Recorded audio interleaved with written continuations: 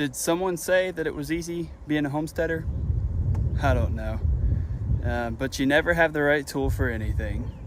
I've got the screwdriver that's about 10 times too long to get to a rusted bolt that probably will not come out and I'll have to break. I've been working on this tractor for a few hours.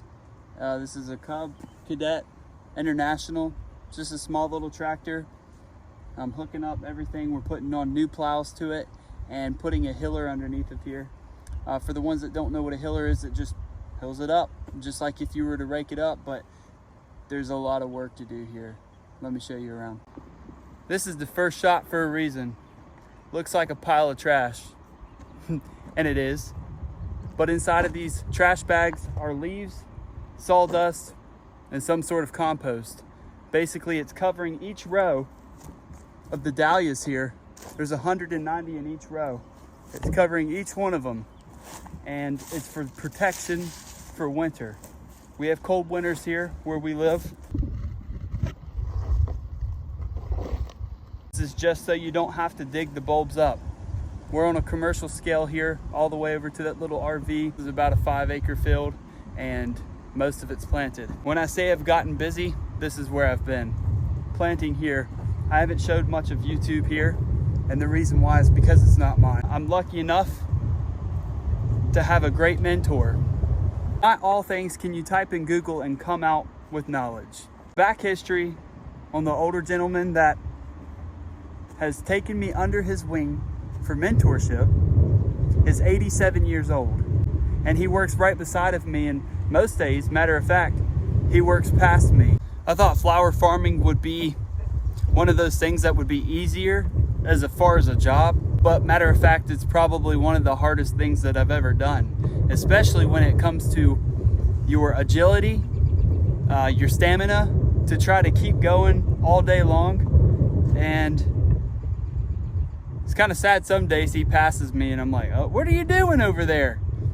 And he just rolls with it, keeps going. I'm over at the bushes, trying to hide in the bushes here. But the reason I came over here is because what have we been doing all week exactly is this. We have been foraging. This is called Elaeagnus, and basically the florists love it. And what they use it for is a filler. We cut far back as far as we can for a stem and put it in bunches of 10. From there it is finalized and goes to the florist. And the reason I tell you this is, where else can you make 70 cents a stem? Coming from something free out in the woods and that you forage. This week we have foraged for Elaeagnus, Sweet Rocket, Lily of the Valley, and a couple fruit trees, but they're almost out. The fruit trees are gone and blossomed out, so it's too far gone. But we have taken 2 reefer loads all the way to Charlotte. It's about 2 hours away from us, but 2 loads. Not only can you grow beautiful flowers, but you can grow things that are medicinal. You can grow produce for yourself, and all these things there's a market for. We just have to go out and reach and look for it. I just wanted to show you guys what I do on a weekly basis that keeps me busy.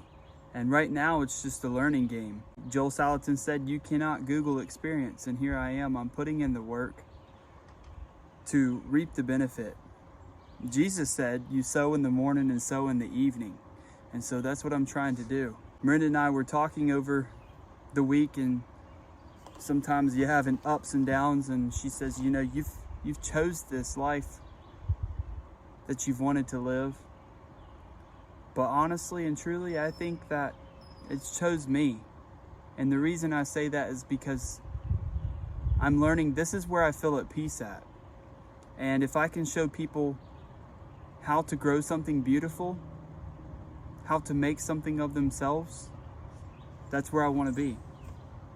Thanks for watching.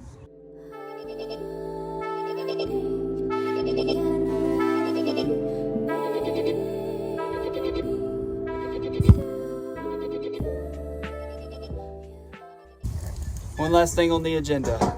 I surprised Miranda. I came home. I'm cooking corn, potatoes. I'm cooking her shrimp and peppers.